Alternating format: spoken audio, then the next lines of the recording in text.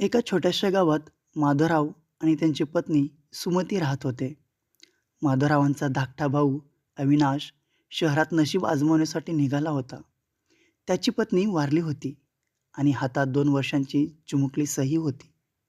शहरातल्या धक्काधक्कीत पोरीचं काय होणार या काळजीने अविनाशने सईला माधवरावांच्या कुशीत दिलं.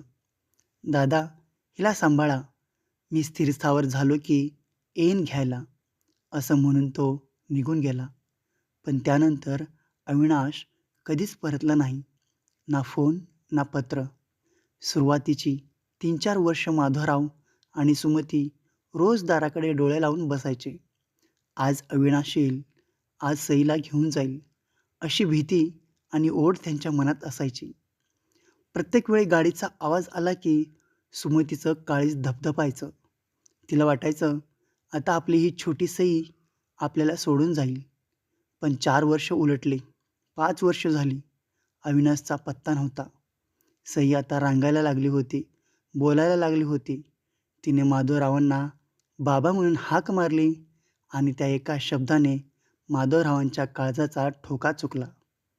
माधवरावांनी आणि सुमतीने सईला स्वतःच्या लेकीसारखी वाढवलं. माधवराव शेतात कष्ट करायचे आणि सुमती घराघरात पापड, लोणची विकायची. फक्त सईच्या शिक्षणासाठी, सईसाठी तिचे हे मोठे काका-काकूच तिचे आई-बाबा होते. सई 4 वर्षांची झाली, तेव्हा सुमतीला दिवस गेले.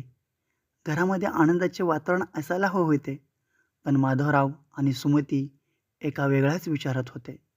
माधवराव सुमतीला म्हणाले, सुमती, जर आपल्याला स्वतःचं बाळ झालं तर सईवरचं आपलं प्रेम विभागलं तर नाही ना जाणार. ती पोरगी परकी आहे असं तिला कधी वाटायला नको. अविनाश तर आला नाही, पण आपण सईला कधीच जाणवू द्यायचं नाही की ती आपली स्वतःची मुलगी नाही. सईला पूर्ण प्रेम मिळावं आणि तिला आयुष्यात कधीच दत्तक असल्याची जाणीव होऊ नये म्हणून त्या दाम्पत्याने आपल्या स्वतःच्या सुखाचा त्याग केला. त्यांनी सईसाठी दुसरं मूल जन्माला न घालण्याचा अत्यंत कठीण निर्णय घेतला. त्यांच्यासाठी आता सईच त्यांचं पहिलं आणि शेवटचं अपत्य होतं. सई आता 17 वर्षांची झाली होती. दिसायला सुंदर, अभ्यासात हुशार. घरामध्ये सईच्या वाढदिवसाची तयारी सुरू होती. तितक्यात दारात एक काळ्या रंगाची मोठी आलिशान गाडी येऊन थांबली. गाडीतून सूट-बूट घातलेला एक श्रीमंत माणूस उतरला. तो अविनाश होता. दादा, सईला न्यायला आलोय मी. तिला आता माझ्यासोबत शहरात राहावं लागेल. तिचं भविष्य तिथेच आहे. माधवराव आणि सुमतीच्या पायाखालची जमीनच सरकते. सई लांबून हे सगळं ऐकत असते. तिचे डोळे पाण्याने भरतात. 17 वर्षाच्या बापाने तोंडही दाखवलं नाही, तो आज हक्क सांगायला आला होता. सुमतीच्या हातातली आरतीची ताटली खाली पडली. माधवराव थरथरत्या आवाजात म्हणाले, अविनाश, 17 वर्ष तू साधं विचारलं नाहीस आणि आज अचानक? अविनाश थंडपणे म्हणाला, ती माझी मुलगी आहे. कायद्याने माझा तिच्यावर अधिकार आहे. उद्या सकाळी मी तिला घेऊन जाणार. सईने अविनाशसोबत जाण्यास स्पष्ट नकार दिला.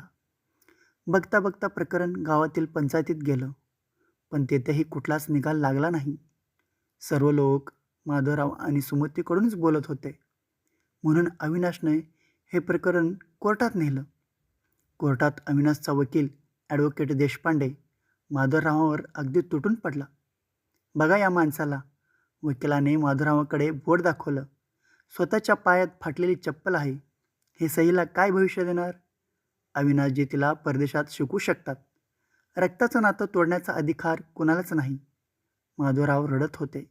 साहेब, आम्ही हिला पोटच्या गोळ्यासारखं जपलंय. आमचं आयुष्यच आहे ती. पण कायदा पुऱ्यावर चालतो. सई अजून 18 वर्षाची नव्हती. त्यामुळे नॅचरल गार्डियन म्हणून कोर्टाने निकाल दिला. सईला तिच्या जन्मदात्या वडिलांकडे अविनाशकडे सोपवण्यात यावे. कोर्टात सन्नाटा पसरला. सुमती हंबरडा फोडून रडू लागली.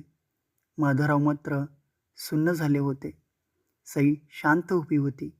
तिने डोळे पुसले आणि जज साहेबाकडे बघून म्हणाली, साहेब, मला काही कागदपत्र कोर्टाला दाखवायची आहेत. सईने एक जुनी फाईल काढली. ती तिच्या आजोबांची म्हणजे माधवराव आणि अविनाशच्या वडिलांची डायरी आणि मृत्यूपत्र होतं. सईने वाचायला सुरुवात केली. माझा धाकटा मुलगा अविनाश हा खूप स्वार्थी आहे. जर त्याने कधीही सईला केवळ संपत्तीसाठी किंवा स्वतःच्या फायद्यासाठी परत मिळवण्याचा प्रयत्न केला तर त्याला आमच्या वडिलोपार्जित 10 एकर जमिनीतून आणि शहरातल्या घराच्या हक्कातून बेदखल करण्यात यावे. सई अविनाशकडे बघून ओरडली, काका, तुम्हाला मी नको आहे.